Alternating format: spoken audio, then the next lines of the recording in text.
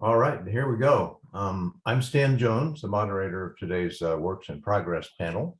So howdy and welcome.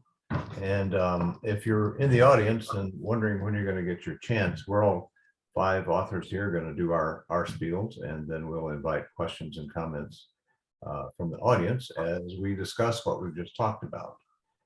So our panel, as the name suggests, is a bunch of us authors getting together to talk about our works in progress, books we're writing now, rather than the books we've already published. What will happen is this: each of us in turn will say a few words about our current work in progress and then read for a few minutes from that work. Once we've all done that, then we'll discuss each other's works in progress, and at that time also begin taking questions and comments from the Zoom audience. So you can offer us your thoughts on what you've just heard. So who are the five authors today? Well, there's me, obviously. I'm the creator of the Nathan Active Mystery Series and the co-author with Sharon Bushell of an oil spill book, Exxon Valdez spill book called The Spill. My work in progress is Desertopia, the first book in a new series that I'm launching. It's set in Palm Springs and features a hard-boiled female private eye named Dana Forsyth. Eric Wade, and Eric, if you'll wave in case people can't read the print, is the author of Cabin, Alaska Wilderness Dream, and also Upstream in the Alaska Wilderness. His work in progress is Knots, that's with a K, K-N-O-T-S, a novel about a young man suffering from mental illness who flees to the Alaska wilderness, where he meets a girl from the city who changes his life. And I'm sure you already have a offer on it from the Hallmark Channel, right? Right, Eric? Yeah. Chris Lundgren is the author of Accidental Adventures, Alaska. Did you wave, Chris? I wasn't looking. Good. True stories, true tales of ordinary people facing danger in the wilderness. Also, the Runner's World Guide to Running and Pregnancy, and Legendary Locals of Chugiak Eagle River. Her work in progress is an essay collection, working titled, I guess, Facing Never for the First Time. She'll be reading from an essay about what happened in her community and to her after a sixth grade classmate was kidnapped and murdered. Jamey Bradbury, hi Jamey, is the author of The Wild Inside and of several short fiction pieces. Her work in progress is tentatively titled Witch Please, and in it, a squad of cheerleaders who are secretly witches set out for some payback on the boys and men who have done them wrong. A timeless story if I ever heard one. Sarah Birdsall, hi Sarah, is the author of Wild Rivers, Wild Rose, The Red Mitten, and The Moonflower Root.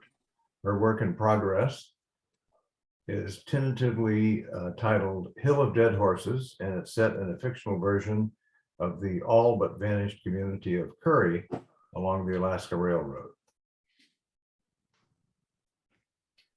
And with that, we will dive into our works in progress. I'm going to kick it off by talking about Desertopia.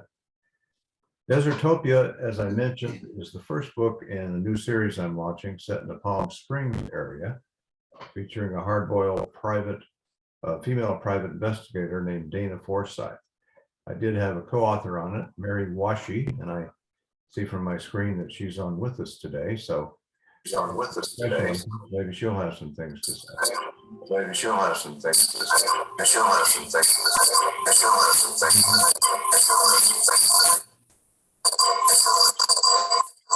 Can you help us here? I don't know what this, okay, got it. Yeah, all right.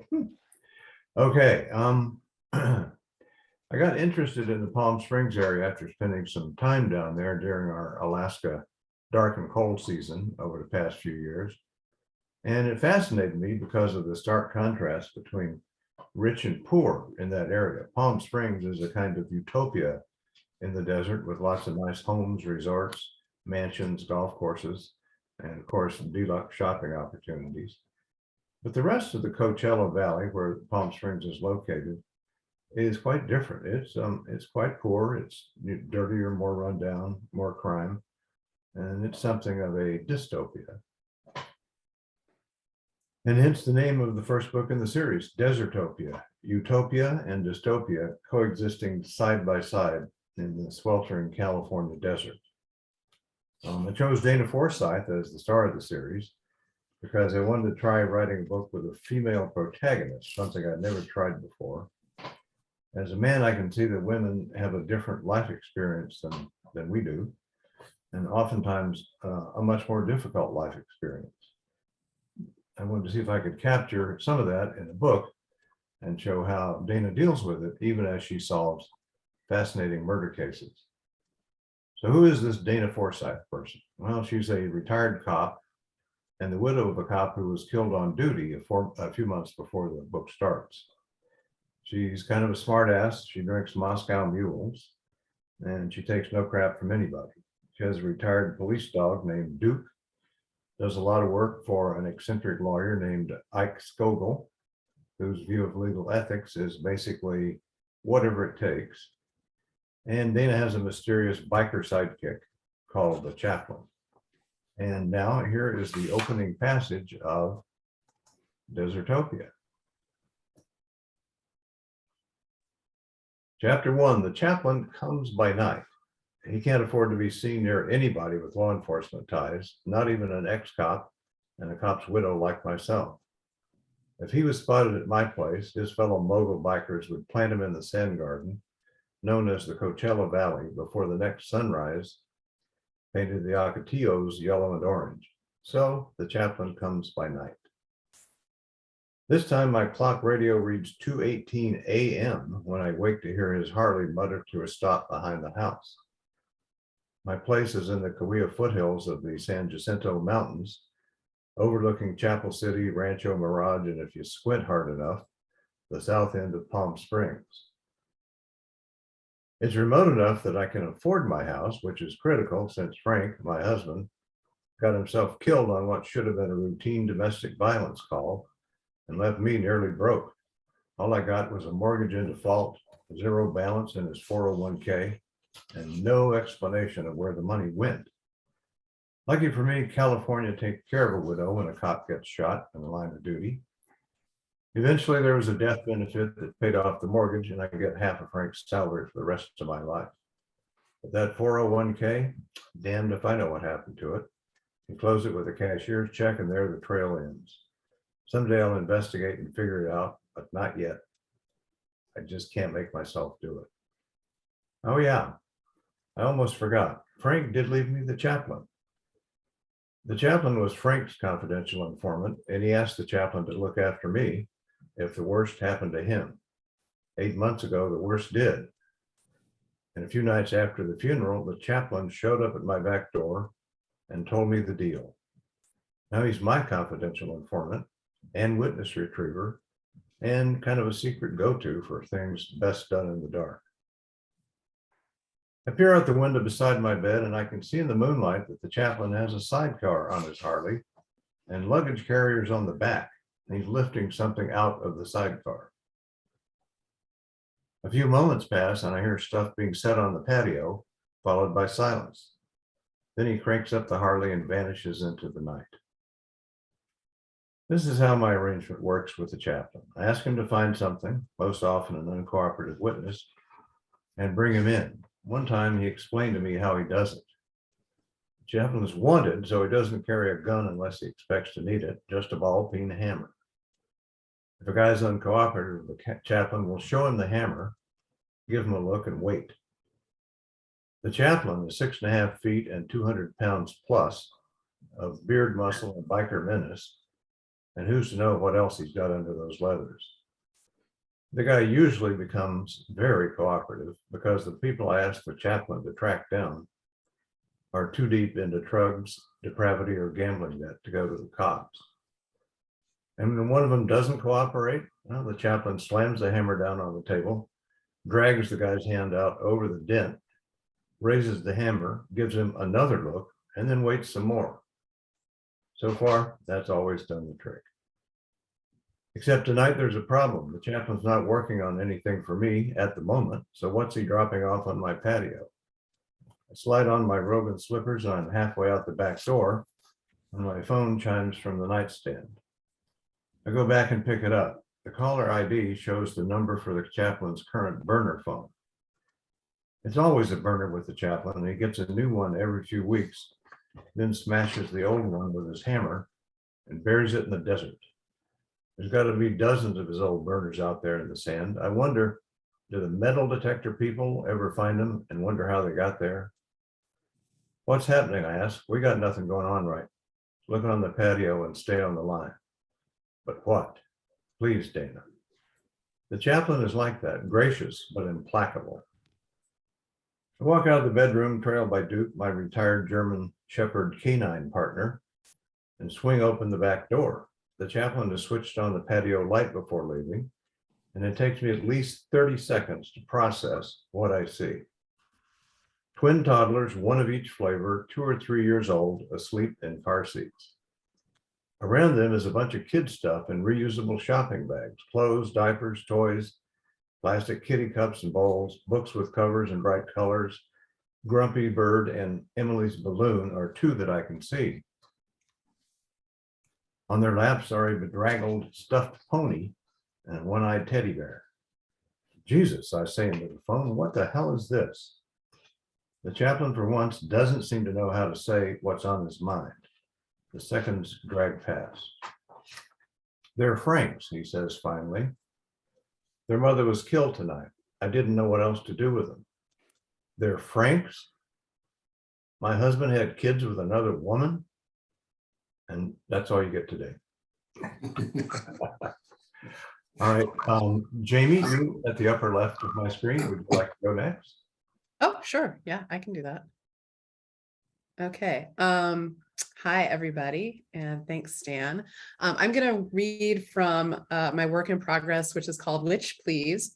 It's a supernatural horror novel set in Illinois farm country during the 1996-97 school year. So it's a bit of a period piece. I'm not writing it as a young adult novel, but that might be what it turns out to be. I'm not really sure. Depends on what my editor decides, I guess. The main character of my book is a senior named Mary Tate, a senior in high school. She caused a scandal her junior year and has been ostracized by the rest of the student body. Now it's her senior year and she's back and she's ready to try out for the cheerleading squad, but she has got a plan of revenge up her sleeve. I'm going to read from a scene fairly early in the book. So what you need to know is just before this scene, Mary has tried out for the squad. She's just performed for the other cheerleaders who are going to determine whether or not she's on the squad. But her routine wasn't a traditional cheerleading routine. It was this incredibly weird performance. And on top of being weird, it made some of the girls who were watching tryouts feel incredibly strange. One thing to know is that parts of this book are narrated by Mary from a third person point of view, and parts of it are narrated by a collective voice. And you're going to hear that voice in this excerpt. They're going to be speaking from the first person plural perspective. So now I'm going to start. This section starts with a group of these curious girls who felt very strange during the performance, and they're confronting Mary about what just happened at cheerleading tryouts. You felt it, Shannon was insisting. Don't tell me you didn't. I felt something. Rin wasn't about to admit that what she had felt seemed an awful lot like what she thought an orgasm was supposed to be like. You made it happen, Shannon told Mary. Whatever that dance thing was, you were doing something. Mary shook her head. You did, though, Jennifer echoed. We were surprised to hear her say anything. She barely ever spoke in class. Was it like mind reading? She can't read minds, Rin snapped. It was more like the power of persuasion or something. It was magic, Amanda blurted. Like the certainty she'd felt while Mary was performing, she knew as soon as she said it, she was right. Ren snorted, but Shannon was nodding. Magic, that's what it was. Y'all are crazy. Finally, Claudia had spoken. We swiveled our heads to gape at her. Seriously, you guys should stop right now, Claudia said. Trust me when I tell you, you need to leave this witchcraft bullshit alone. Witchcraft. The moment the word hit the air, we understood she was right. Magic was quarters appearing from behind ears and bunnies out of hats. It was what that Johansson kid did poorly at last year's spring talent show. mirrors and wands and cheap tricks sold in the same aisle at Hartford's as the whoopee cushions and baseball cards. But witchcraft? We felt it in our guts, something primal and ancient. You know about this? Wren asked Claudia. She was already walking away. She flapped a hand at us. I don't want any part of it. That's all I'm saying on the subject. You too dumb to listen ain't my fault. She fast walked across the parking lot, muttering, "white girls," under her breath. While all our attention was on Claudia, Mary had inched away, but we pinned her back in place with our desperation. We couldn't even articulate what it was we wanted. Answers, obviously. And to feel that way again, free, light, fast, elated, powerful. Shannon naturally was the first one to speak up. Will you teach us? A thrill shot through us. Yes. Mary shook her head. Yes, Jennifer practically screamed, shocking us all. It could be like an after-school activity, a club? Wren rolled her eyes. The last thing she wanted to do was hang out with these dweebs, but also it could be cool, she admitted. No, Mary said. Come on, Jennifer wheedled. No. This time, Mary didn't back away. She tore right through us, parting us like biblical waters. Amanda trailed after her. If you taught us, we could help. Mary stopped. Help? Whatever it was you were trying to do, Amanda told her. The girls in there, the ones trying out for cheer, they told me how good a tumbler you are. If you just wanted to try out, you would have wowed the crowd with a few passes, but you didn't. You stood in front of everyone and did something truly bizarre, something people are totally going to be talking about tomorrow. You just made sure of it. Why? Because you were trying to cast a spell, right?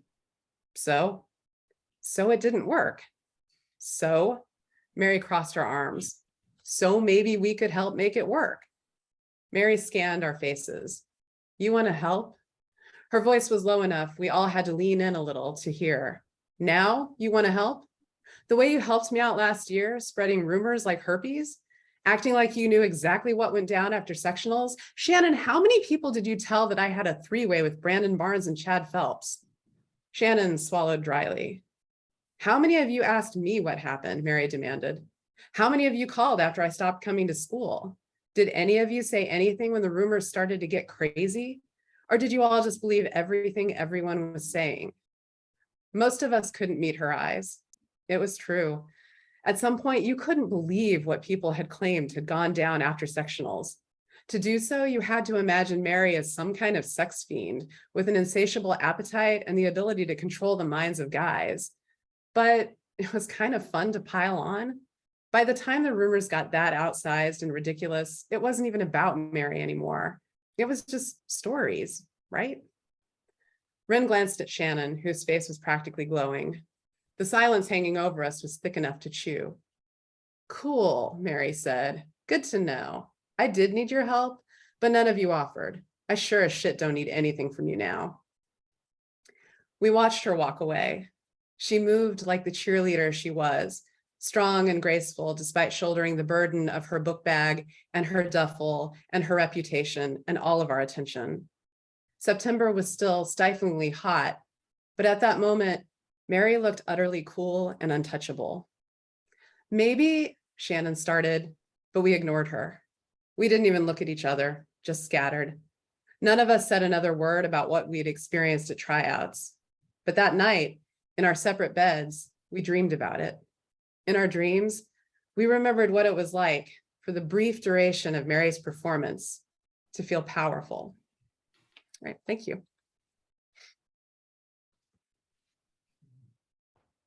And thank you. That sounds like quite a story. Eric, would you like to be next? Okay, sure.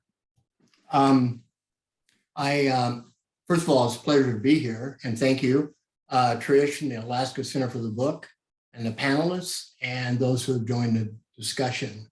I'm working on a novel, as Stan mentioned, titled Knots. And so we're talking about tying a knot, like a half hitch, a bowline, or a hangman's noose. It's my first attempt to write a novel.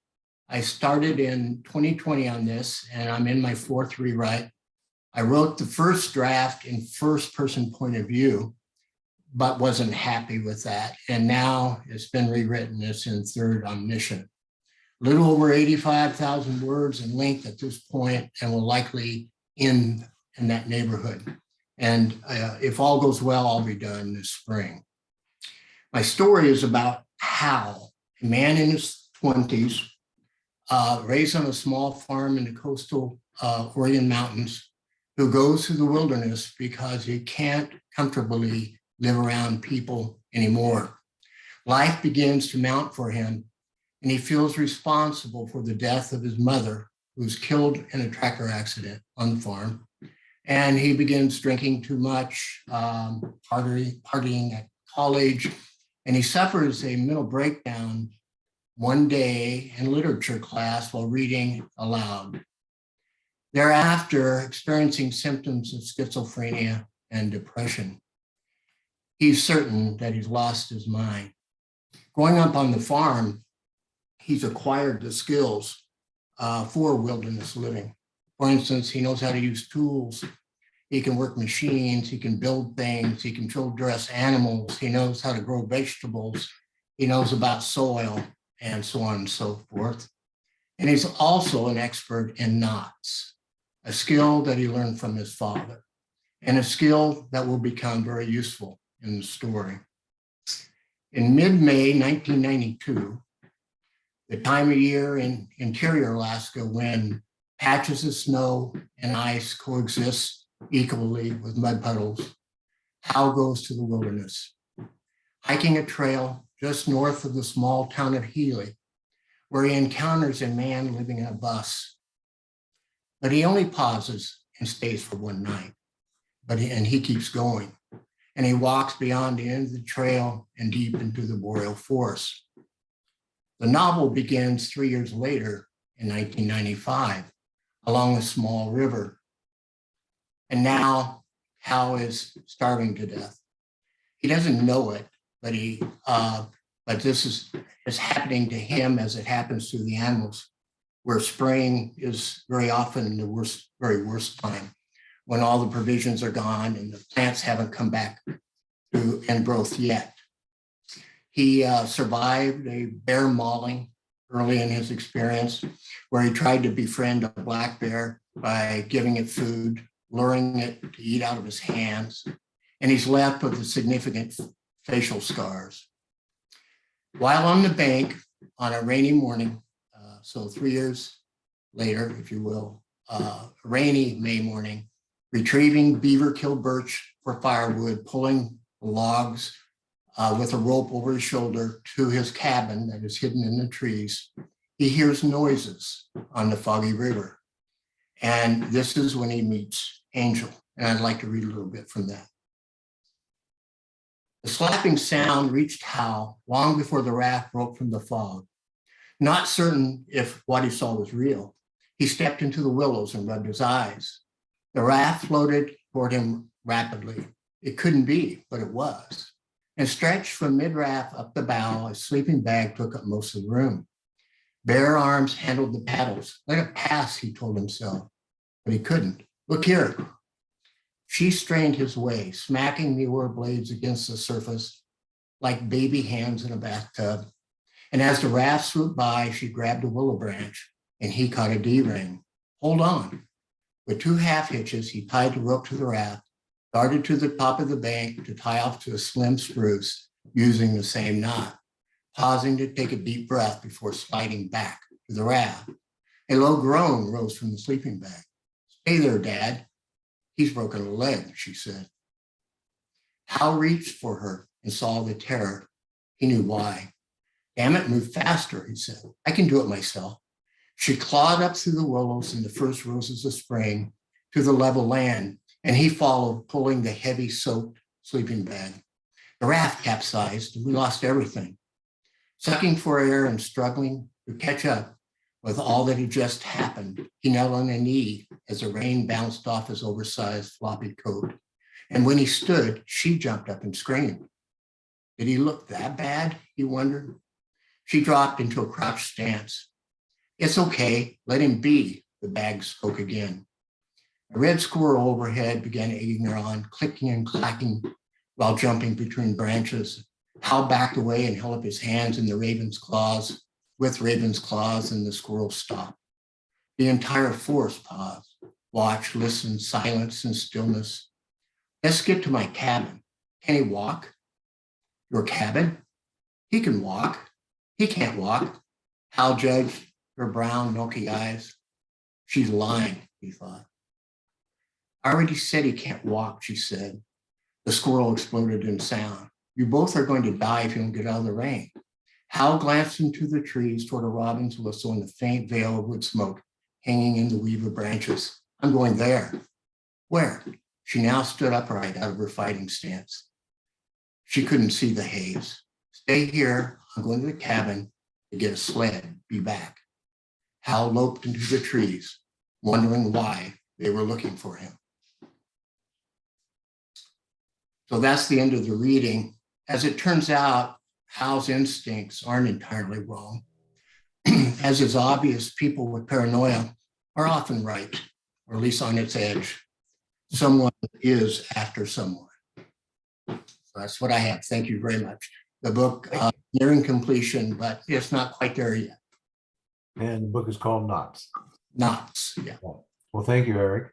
you bet. And Eric mentioned that I should have this production today as part of Alaska Book Week put on by the Alaska Center for the Book. So Sarah, would you like to entertain us now? Sure. Thank you, Stan, and thank you, Alaska Center for the book.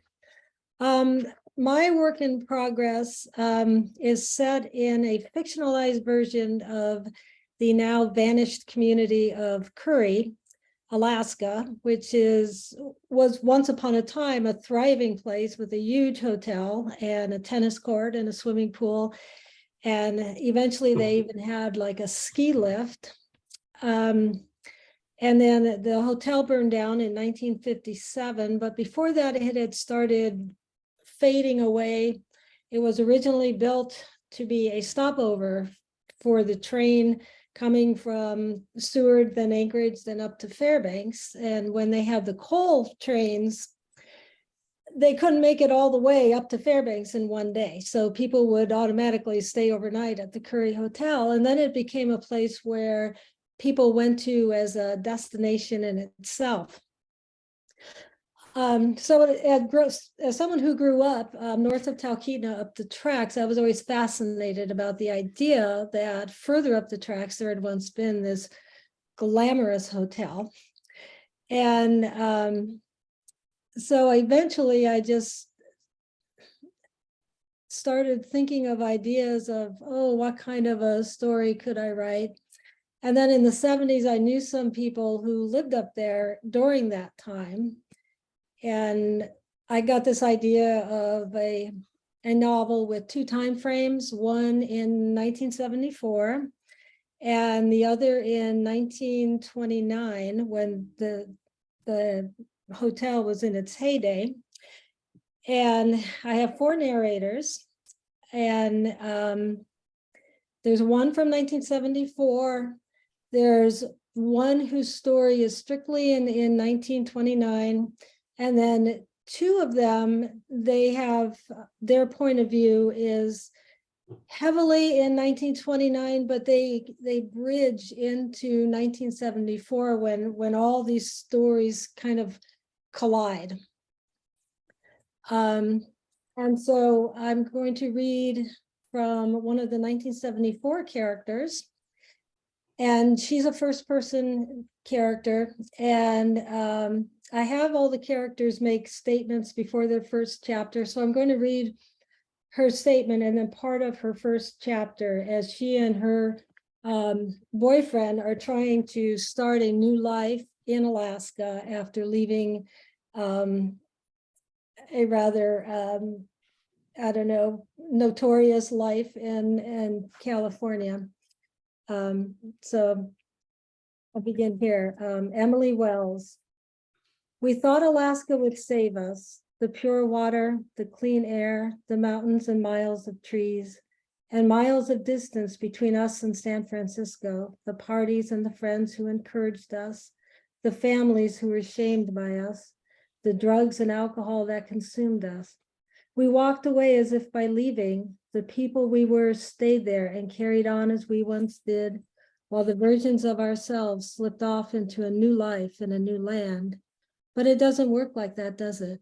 And of course, being who we were, we picked a spot already contaminated, a place with ashes of destruction deep in the ground. Ashes and worse. 1974. Thomas, what's this? I asked, looking unhappily at the length of whitish something that appeared in the post hole I was digging. Thomas was working on his own hole, diagonally across an imagined floor space from where I worked on mine. Thomas had this theory that it would be better to dig opposing corners first, then run a string between them, then do the same with the other corners, so we would end up with a perfect X that would equal a perfect rectangle. I wanted to do it the other way, the two front post holes, then the back, but really neither of us knew what we were doing and relied on drawings in an old book on cabin building. Even on the hill, the black flies, which had appeared as soon as the mosquitoes started to thin out, were terrible. Rock? Thomas asked, still digging. No, a stick, I think, but it's across the hole and I can't get it to budge. Thomas put his shovel down and walked over the spongy high country ground to my corner. He knelt beside my hole, his lanky frame folding like the hinged measuring stick we brought with us instead of a proper measuring tape. I watched his face as he evaluated the situation, his dark blonde waves plastered away from his forehead by sweat and bug dope, the beginnings of a beard sprouting from his round, boyish cheeks, dirt on the end of his nose. There was a clear sparkle in his blue eyes that made me say, yes, yes, we did the right thing. His brow furrowed. He reached down into the hole. Maybe you shouldn't touch it, I said, and his arm shot back up. Why? I don't know. We don't know what it is. He shrugged. Rock, wood, or bone, I suppose. Bone, I said, giving voice to the thought that had leaked into my mind from someplace unwanted. Well, if it's a bone, he said, it's got to be an animal's. Moose, caribou, bear, they're all out here. He made a sweeping gesture with his arm. I pulled in a breath and looked at the view. The hills tumbled down to the river and the railroad tracks, between which was the ghost of what once was an elegant wilderness hotel that burned to the ground in 1957. From here, there was no sign of the ruin that bordered the rails that followed the river, but it bothered me that it was there, the remnants of a past that seemed so disconnected to the wilderness around us. There had been a tennis court, a swimming pool, a small walking bridge across the massive glacial river. Alaska's elite, if there really was such a thing, rode the train up from Seward and Anchorage or down from Fairbanks with their skis and their snowshoes and their fishing rods and their wallets, stopping on their way through the center of Alaska or coming specifically to experience the palace in the wilderness, as it was called. It's probably just a stick, Emily Thomas said, knowing how my mind worked. It's got nothing to do with that old hotel, a caribou bone at the most. He reached again into the hole, his arm disappearing up to his armpit. You really went deep, he said. Wasn't I supposed to? Yeah, I guess. We'll have to check the book. If only I'd stopped, let the hole be deep enough a few shovels ago, then we would never have found the bone. And her first chapter goes on from there, but that's a good place to stop. So Thank you very much.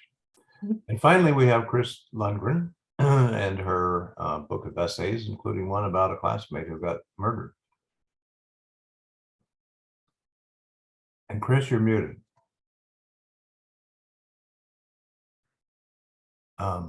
You need to unmute your mic.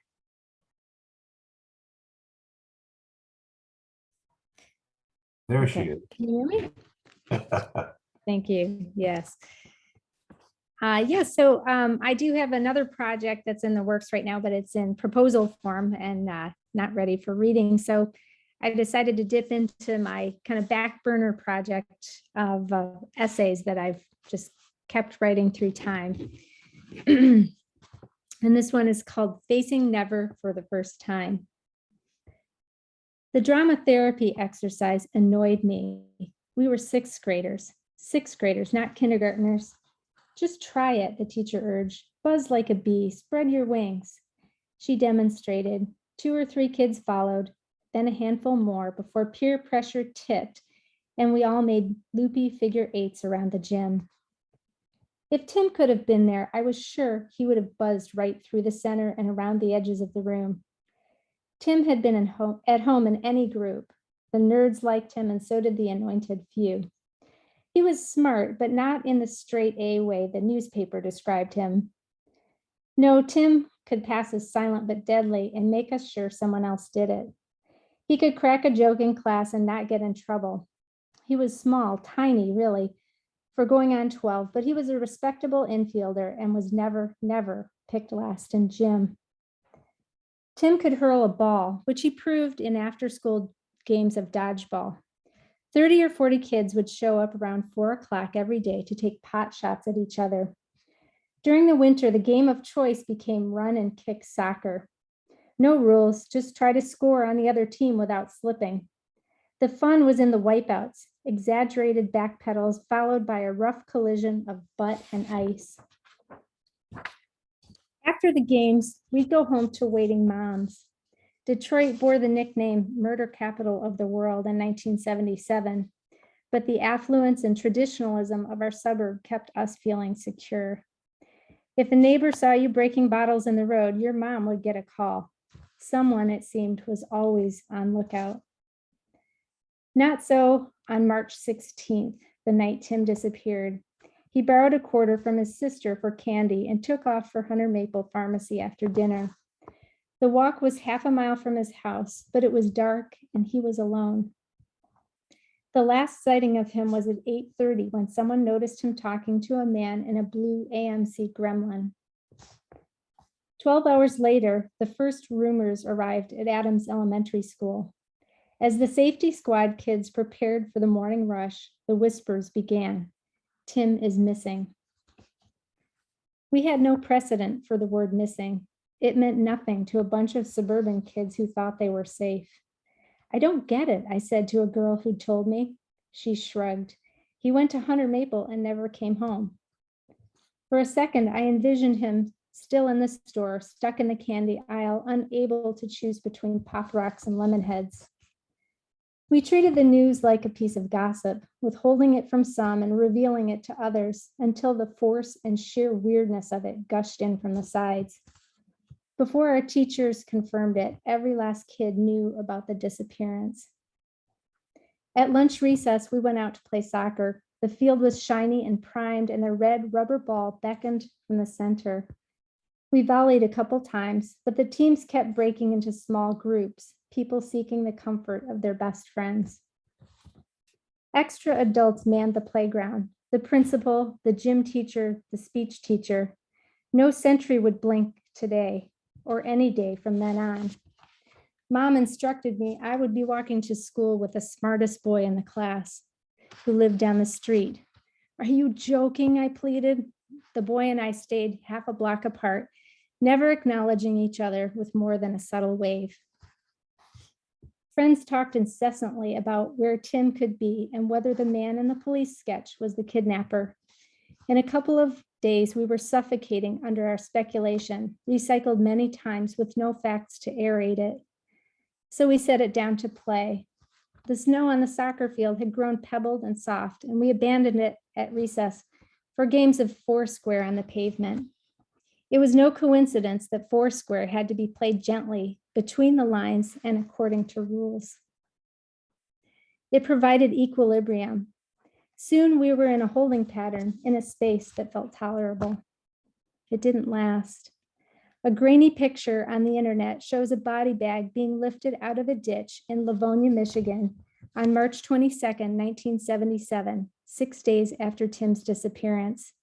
I hadn't seen the photo when it appeared in the newspaper, but I have always possessed my own internal snapshot.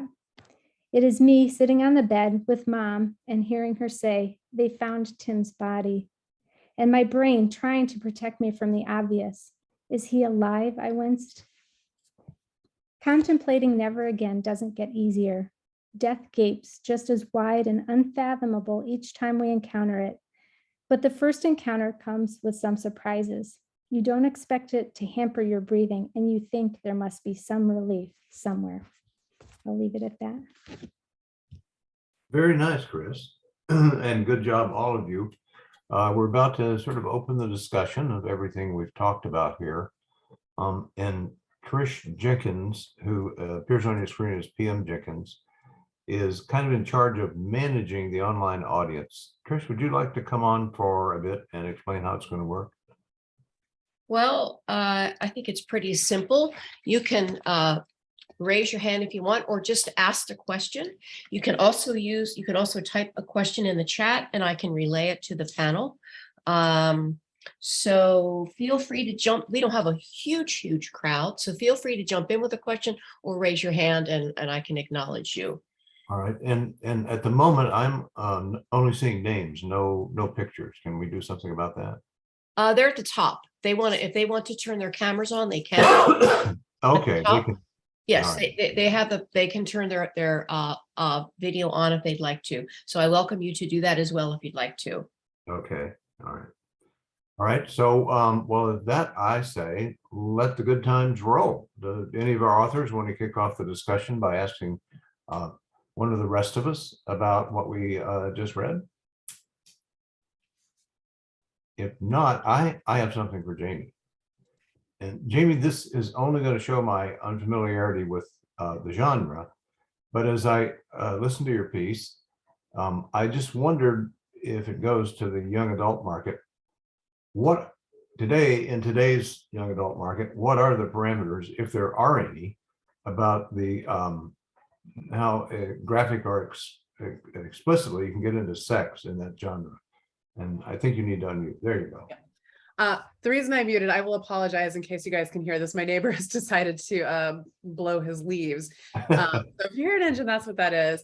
I'm going to actually claim ignorance. My first book, even though it has a teenage protagonist, I wrote for an adult audience. That's always kind of been my audience. I don't really consider myself a young adult writer, partly because I don't have kids and I don't really hang around kids very much. Yeah.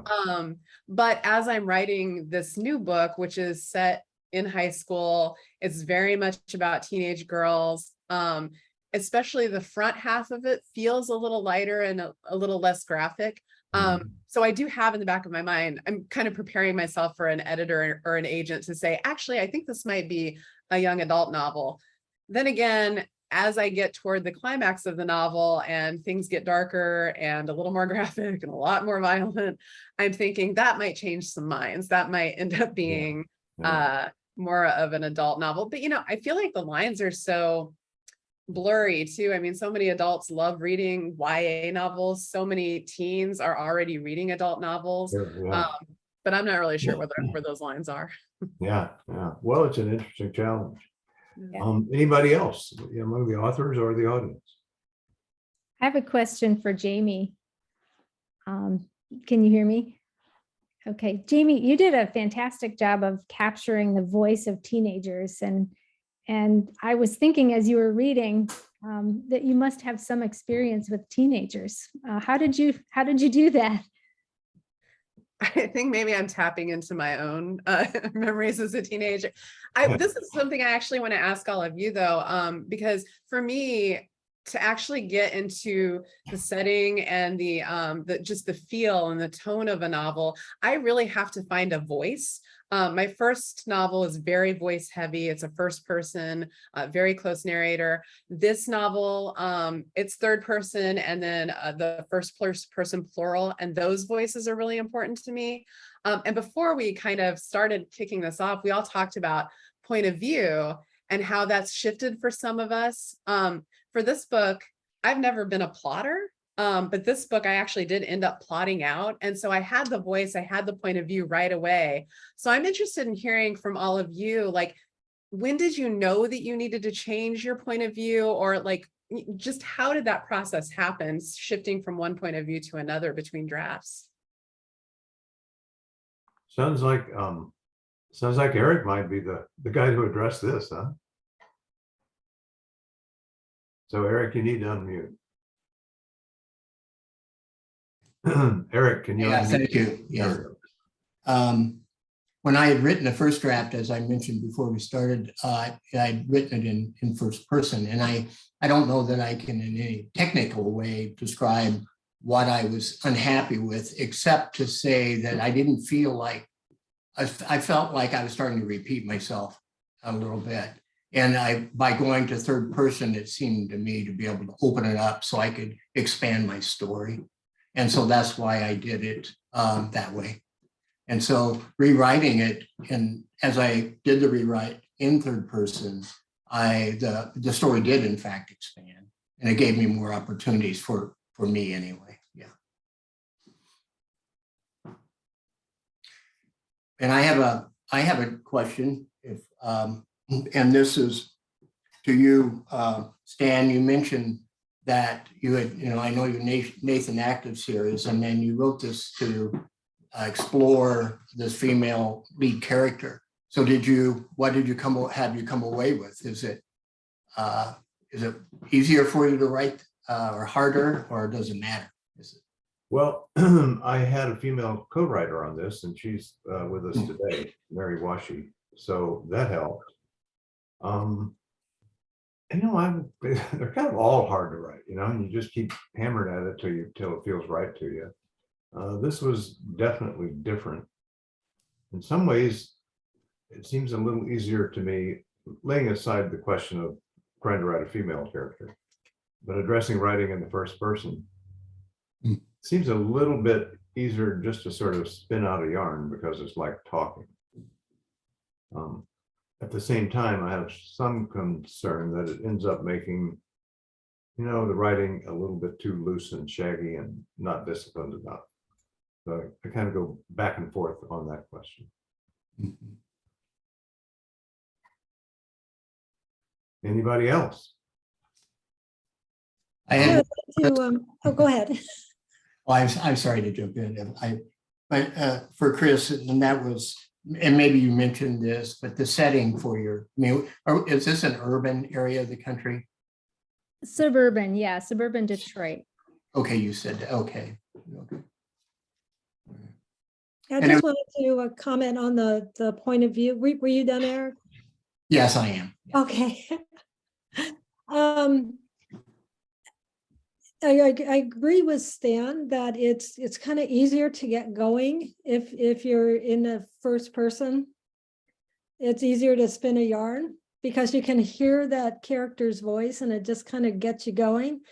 But Eric, I also agree with you that first person is so limited, and because you can only know what the character knows, and it's everything. The whole story is really close to the vest. And I've always really liked stories where you get to see different characters' thoughts and stuff. To me, I felt like it helps you get, the whole picture of a story. But on the other hand, I mean, some of my very favorite books, like My Antonia by Willa Cather, are, first person. Even though that narrator isn't the main character, he's telling the story of the other character.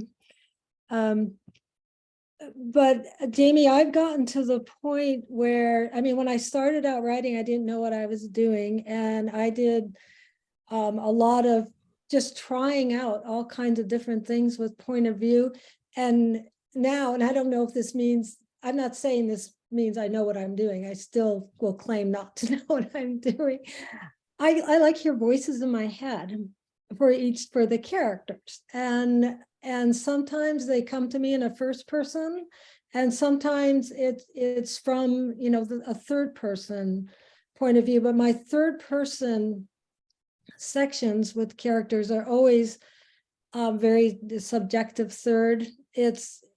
It's almost like I don't need it to be third, but I just, for some reason, am more comfortable in that. And while I'm on this, Stan, I do have a question for you. I'm really interested in the fact that you're trying something in a different state, because when I think of your writing, it's so Alaskan to me. And Mhm. I've used some of your passages, and when I was teaching creative writing, read them out loud to my students as examples of setting, a sense of place, setting the scene. And I'm just wondering, I think that's awesome that you're doing it, but how do you feel about that? Do you feel like you can capture Florida the same way that you do Alaska? Well, it's California actually, but to tell the truth, that there's a strange similarity between part of the Coachella Valley and rural Alaska that first got me interested in this possibility. The lower end of the Coachella Valley, down around the Salton Sea, just has to be seen to be believed. And it's a lot like the Alaska bush because it's just so rural and so poor, and there's so little of the sort of urban things we take for granted out there. The Salton Sea is California's largest lake, and it's dying of pollution, and because the water supply was cut off to feed to San Diego and LA and so forth. So it's dying and polluted and toxic. Surrounding the Salton Sea are a bunch of crumbling, dying resort communities that, when it was full of water, were really a big deal. I mean, it's just beautiful down there for a desert situation. And then nearby, there's which is probably the largest squatter camp in North America. It's called Slab City. And it's on an old Marine base. And when the Marines pulled out, they tore down the buildings that left the concrete slabs, and people started coming in there and camping on them. And now it's called Slab City. So I spent some time in Slab City, and it's just a model of dysfunction. The people in there are, sick, drug addicted, poor. Meth is a huge thing out in the slabs. So is suicide. And it's just an amazing place. Between Slab City and the Salton Sea, there's this weird religious shrine called Salvation Mountain. And it's a mountain painted in red, yellow, white, and blue that was started by a guy named Leonard Knight back in the 80s. So it's just such a strange area and so self-defined, much like the Alaska bush is. That was actually what interested me before Palm Springs did. When I had just seen Palm Springs only, I said, well, this is about as nice and boring as I expected. And then when I saw what goes on at the other end of that valley, I said, well, this is awesome. The world needs to read about this. So that's where it came from. So I'd like to say one more thing about third person narration. And then I think Sheila Toomey, who's online today, had her hand up. So maybe she can speak. Hi, Sheila, but not yet. So one thing I've lately realized, surprisingly lately, considering how many books I've written, is that when you write in the third person, you're a character. You, the author, are a character.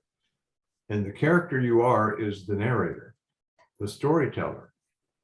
And coming to that insight actually helped me understand what it is you do when you write in the third person. So Sheila, I see you're unmuted. Do you want to talk? Well, I was going to ask a question about you, a man choosing to write about a woman in the first person, but you've covered some of that.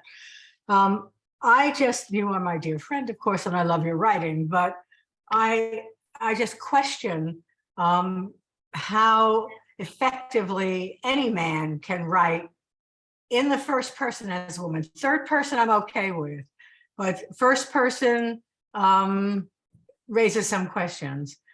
I believe that female brain chemistry is different from male brain chemistry, and I don't think one can imitate the other. I will say that you have made her as male as you can. You've made her postmenopausal, childless, and an ex-cop, and that's a pretty macho life that she's lived.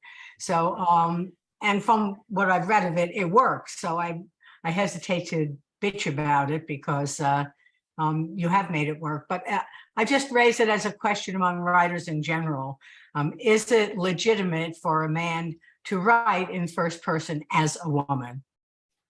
That's a really good question. And I have a couple of comments. One is, if you're gonna write the kind of stories I've normally written, the other kind are what I think are called close third person.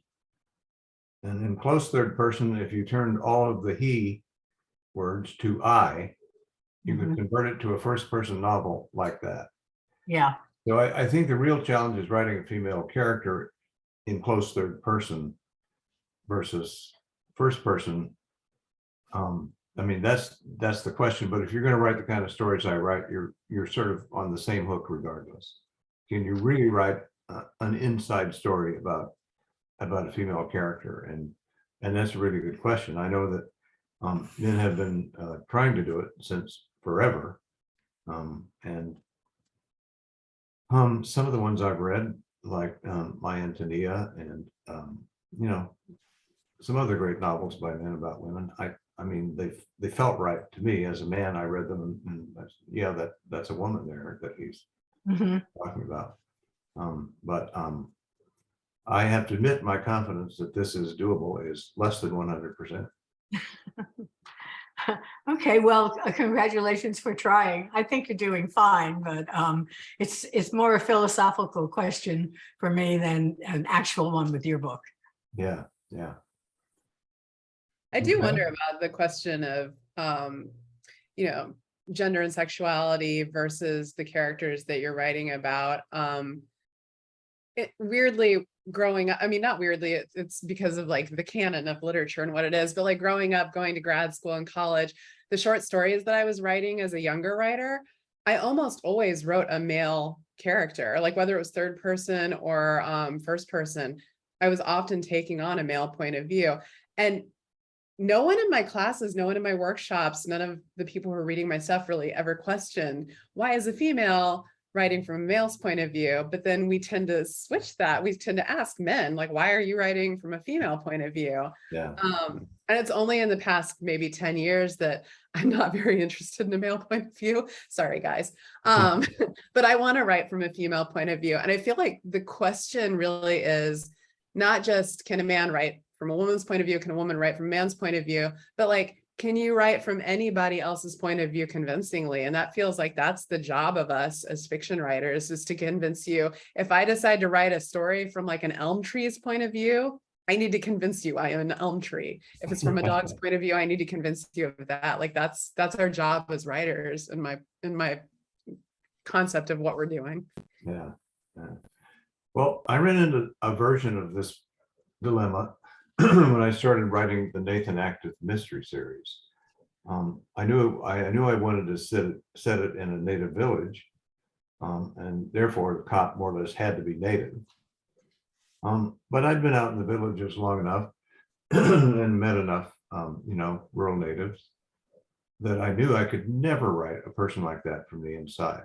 There was just too much acculturation that I could never experience. It's not really written down either. You can't read up on what it's like to be a rural Alaska Native today in any detail.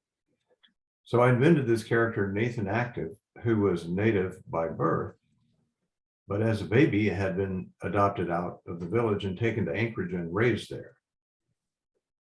So, and then he's against his will sent back to his birth town to work as an Alaska State Trooper.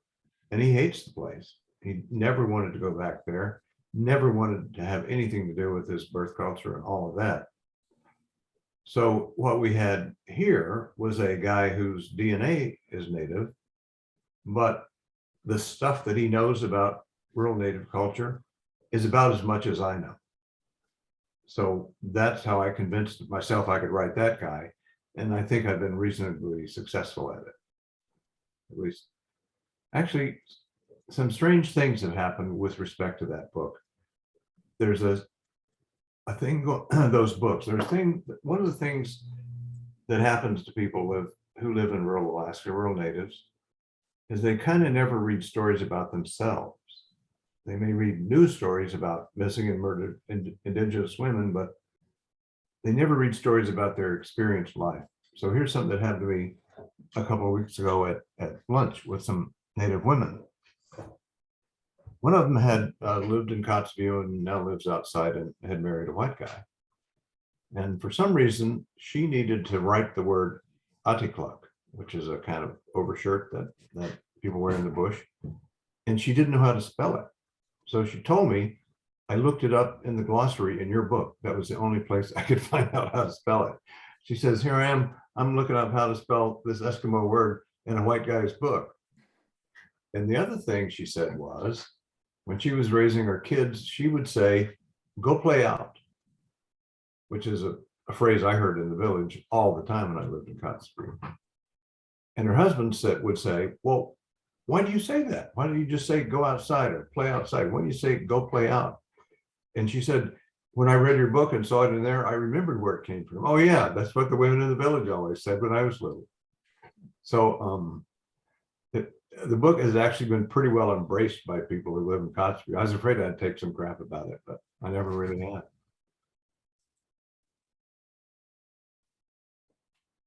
So anybody else?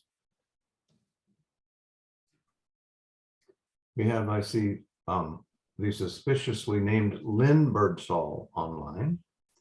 Well, I have a question if no one else does. This is Trish talking. Since this is called writing in progress, I'm really curious. This is kind of a question for anybody about your process. I mean, I'm impressed. You're all published authors and you're writing some more. And I'd be curious to know what you've learned about your process. Like this is not your first time to write a book. Is it the same process? Is it evolving? Do you have advice? I mean, I don't know. I just like to hear about process. I mean, I know that when I write an academic piece, right before I'm ready to write, I go physically organize something. It could be a drawer. One time I started wallpapering my house and friends came over and said, okay, you have to stop. You know what you're doing. I said, but that's how I get it together in my head. And they said, well, we're here to help you finish the wallpapering so you can write. So just curious about rituals or processes and changes. I'm going to shut up now. I could talk a little bit. I learned to my bitter disappointment during COVID that getting out of the house is really important to me. I like to write in a library or possibly a coffee shop, and it definitely made it very difficult when I was home all the time. Prior to that, years ago when I had little kids, I had a writing day that was 9 p.m. to 2:30 a.m. and then catch a little bit of sleep and try to make it work in the morning. So those have been two iterations of my process through time. Anyone else? I can tell you about mine if you want to hear it. It's fairly bizarre. Well, I divide the day into two parts. The morning is for the non-writing part of writing. There's emails, there's social media, sometimes some bookkeeping or whatever. And the writing part of the writing day is the afternoon. And one thing that I do that helps me get into the zone is this. I sit at the computer and I bring up a list of liked videos on YouTube, and they're all music videos. And I always start with the same one. And it's Sharp Dressed Man by Billy Gibbons of ZZ Top, who did the original. But he has this amazing female guitarist I'd never heard of till I found this video. And her name is Orianthi. She could be the best rock guitarist ever. So I watched that to start with, and then it goes randomly through my playlist, and I play 2 games of Spider Solitaire. And by the end of that, I'm lost to the world, and I can hopefully hack out a few paragraphs for the day. I write some every day, or I try to, and I generally do, except for when my wife and I are at our place in the woods that I've written about. And when we're there, I just, I mean, I have done a little bit, but generally I'm wasting my time, seems to me, because they're just other things. I don't find going out in the wilderness in a cabin is conducive to writing for me. I do better with a little bit of noise, maybe a little bit of activity around me. Not too much, but a little bit. But I've started writing, writing and just since I kind of retired. I never found from my day job, I never found that I could break away from that enough to actually think about writing anything, certainly of any length. So in the past, whatever this is now, 4 or 5 years is when I've gotten into it basically. And but I like to write every day. I do some in the morning and then break away and go do something else.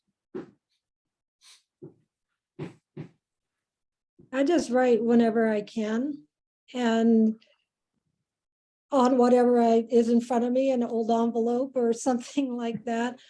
But between kids and raising kids and jobs and stuff, I've always been like one of these 15 minutes here, 15 minutes there kind of writers. And you gave me time to think, you know, when I'm washing dishes, I'm thinking of my books and stuff.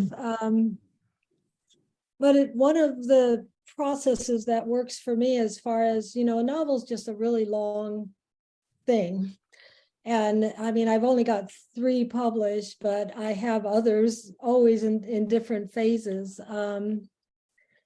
But I like to write the beginning first and the end.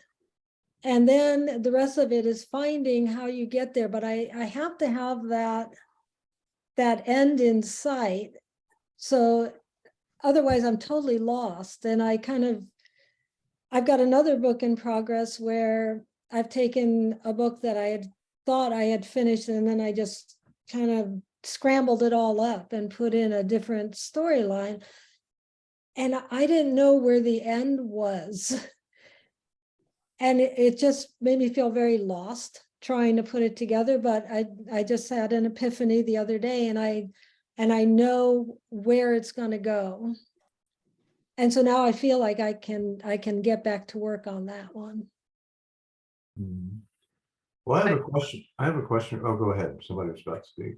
Oh, I was just gonna say, that's really interesting to me, Sarah, because I think Stan earlier said that like every book is different, like no 2 books are the same, and you have to figure out the process for either of them. And like writing my first book, you know, I got through that. I actually found a publisher. I was able to like put it out there, and I'm like, oh, great, I know how to write a book now. Sweet, let's do another one. And I did actually write a whole second book using the same process that I used for the first book. And then a long story, but another book was recently published that had the exact same idea, the exact same premise. And I was like, oh, they did it really well. And so I kind of set that one aside. And normally I'm the opposite of you, Sarah. Like, I don't know where I'm going. I don't have a map. I don't even have a flashlight. I'm just like bumbling around in the dark and just like writing by the seat of my pants. Hopefully something comes out of it. But when that happened with that second book, and I was like, well, I'll just set that aside. I had this witch book in my head for so long that I thought, oh, I'm going to try actually plotting something out. And so that ended up being this really joyful, fun, generative process that I never would have found probably had I not written 2 books one way and then realized that I needed to like find an entirely different process for this third book. So I think you're right, Stan, like every book kind of tells you like, this is how I need to be written, which I think is just like fascinating. They kind of have lives of their own. Here's a question I'd like to throw out for the table. What is the one thing about writing that is hardest for you personally? I assume it'll be all different for all of us, but I'd just love to hear what it is for the rest of you. And then at the end, I'll say what mine is. Getting out of my own way. What do you mean by And that? just those passages that I think are so great, those sentences I'm in love with, and not being able to step back to say, oh, I've kind of gone over the top. So I find that the hardest is getting rid of those dear little clumps that really should not be in there. Kill your darlings. I think it was Chekhov who said that. Yes, that's what I was trying to say. Kill my darlings. I have a hard time with that. Anybody else? Eric, what's your toughest thing in writing? Well, I was thinking, as Sarah was saying that, as a writer new to fiction, for me, it's I don't know when I'm going too far a lot of times, and so I find myself editing, and I wonder. I mean, I understand what she's talking about, and I've done quite a bit of that. But sometimes I'll say, well, maybe I should just leave that there. Maybe that is better than I think it is. And I generally cut it because I guess if it's a question, get rid of it. Is kind of what I do.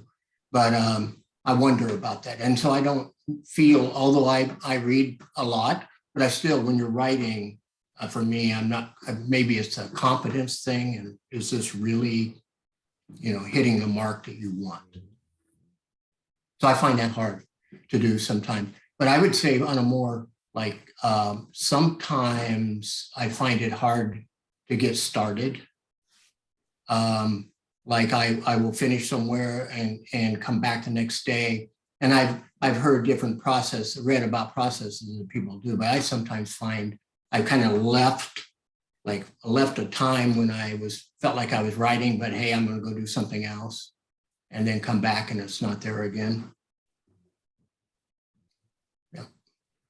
For me, literally the hardest part of writing is the first draft. Like I hate first drafts more than anything. My happiest place would be revising all the time. So I have to kind of convince myself to actually get through a first draft and stop going backwards and revising and revising and revising. I used to have a writer friend who loved first draft. And I would joke with him, like, you need to write the first draft and then give it to me and I will revise until the cows come home. And then we will be the perfect writer together. Like, we will love both parts of the processes. Chris? For me, it's always getting started. Again, not being distracted. And that's how I have to go to kind of a neutral place. But sometimes I've solved that by just telling myself, okay, I'm going to set a timer for 15 minutes and I'm just going to write for 15 minutes. And sure as shooting, you get going on that 15 minutes and you want to keep going. So What a clever idea. Thanks. Well, my hardest thing about writing is I think I take too long to write a book, at least a couple of years. And I think I should be able to crank them out in 6 months. Or like some authors who seem to write one every 2 weeks. And I think the problem is, my biggest problem is I overthink the first draft. Everything that you write, as I write it, well, that's not quite right. Let me go back and da da da da. So I have a thing taped to the top of my computer and usually at the top of any file I'm working on. And it says, give yourself permission to write a crappy first draft. I've always had the feeling if I could just blast through a first draft and then come back and rewrite it, that would be the fastest way. But I'm unable to make myself do that. I'm assuming you've all heard of Anne Lamott's shitty first drafts essay. That's what's running through my head. If you haven't read it, read it. Who wrote I it? think the first Anne Lamott, I think the first line Wow. is something like "we all write them" or something like that. I forget. Yeah. I reread it recently. Yeah. I used to let my undergrad students read it, and they were just relieved to know that. But something else that strikes me is I tell students to learn to trust their process, and I wonder, do you guys trust it sounds like some of your processes have changed, and I just wonder if you do trust your process. In other words, writing is often messy, and if it is a messy process, is there this voice in you that says trust it, or do you just do it, or do you have this emotional roller coaster, or what? Does a writer ever learn to trust the process? I guess it's kind of the big question. And maybe that's the wrong question, or not a good question, but I'm always curious about that. Anybody? Well, I was talking earlier about how my process has changed a little bit. When I wrote my first book, I did that kind of like write a first draft and then hit a wall and then start revising. Then you get past that wall and write some more new stuff. Then I would go back and revise again. So it was kind of somebody, I was listening to an interview with the author Celeste Ng, who wrote Little Fires Everywhere. And she called that process kind of like when you learn to do the back stitch in home ec, like you go a little forward and then you go back, then you go a little forward again, then you go back. That was my process. And so when I plotted out this third book, I thought, well, fantastic. I can just go all the way through and write that shitty first draft beginning to end. But of course, I ended up doing those little back stitches, whether I wanted to or not. So I think finding a new process has also taught me to trust the original process that I had. Now it's kind of a combination of the two processes. But funny, Stan, one question I was going to ask was, you know, do you have those little mantras that get you through that stuff, that, you know, get you through your process? And one of the mantras I have on my computer screen is, you can only be the writer that you are, which is kind of about trusting that process. Like, you figure out what works for you. And then, like you said, Trish, you kind of have to just trust that, because that's what's going to get you through the shitty first draft. Yeah, well, for me, my go-to is Oriental performing chart dressman.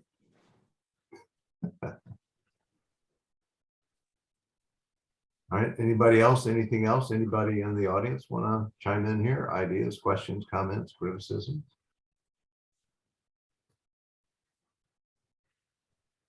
Well, are we out of material here? Is it time to close this out? Anybody else from the audience have a question? Turn off your mic and ask away. Or turn it on, as the case may be.